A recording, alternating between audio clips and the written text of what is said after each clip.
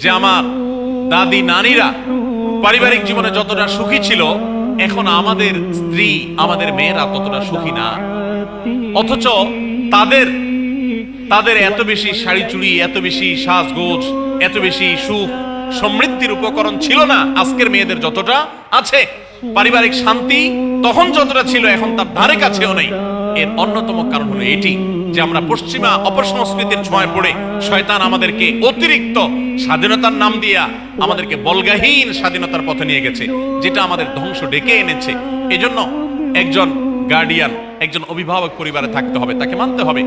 আপনি নারী হিসাবে আপনার স্বামীটাকে যদি মনে হয় একটু বোকা কিসিমের, সে বুঝে না, আপনি অবশ্যই ডেফিনেটলি আপনি তাকে বোঝাবেন, আপনি তাকে আপনার মতামত বলবেন, তারও কর্তব্য আপনার মতামত গ্রহণ করা। কিন্তু এর মানে এই না যে আপনি তাকে ডিনাই করবেন, পাত্তা দিবেন না, অবজ্ঞা করবেন, তার কাছে জিজ্ঞেস করা ছাড়া যেদিক সেদিক যাবেন, যা খুশি তা করবেন, এটা উচিত না। আপনার জান্নাতে যাওয়ার প্রয়োজনে ওই যে তিতা করল্লা বলেছি, সে যদি কোনো দিক থেকে তাকে মানতে আপনার কষ্ট হয়, আপনার থেকে সে পিছিয়ে আসে বুদ্ধিতে জ্ঞানে, তারপরে একটু কষ্ট করে ঢোক গিলেন, একটু কষ্ট করে সবর করেন, শুধুমাত্র জান্নাতের আশায় আল্লাহ তাআলা আপনাকে মর্যাদা দিবেন, দুনিয়াতে বড় করবেন, আখিরাতে বড় করবেন। অনেক সময় দেখা যায় পুরুষতান্ত্রিক সমাজে আমাদের দেশে দেখা যায় যে পুরুষদের নানা অনাচারে মেয়েরা অতিষ্ঠ হয়। একটু সবর করেন, সন্তান সন্ততি বড় হবে, তখন আর পুরুষের এই সমস্ত জুলুম থাকবে না, পুরুষ তখন দৌড়ের উপরে থাকবে।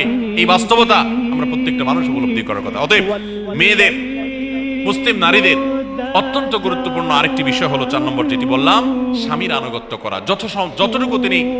যতটুকু সম্ভব তার সর্বোচ্চ আনুগত্য করার চেষ্টা করতে হবে, যতক্ষণ তিনি কোরআন হাদিসের কথা বলেন। স্বামী যদি কোনো অন্যায় কথা করতে বলেন, তাহলে তখন আর তার কোনো কথা শোনা যাবে না। নাম্বার 5, একজন মুসলিম নারীর জন্য তার ইজ্জতের হেফাজত অত্যন্ত গুরুত্বপূর্ণ ব্যাপার। এমন একটা সমাজে আমরা বসবাস করতেছি, পাঠ্য বইয়ে শিক্ষার নামে আমাদের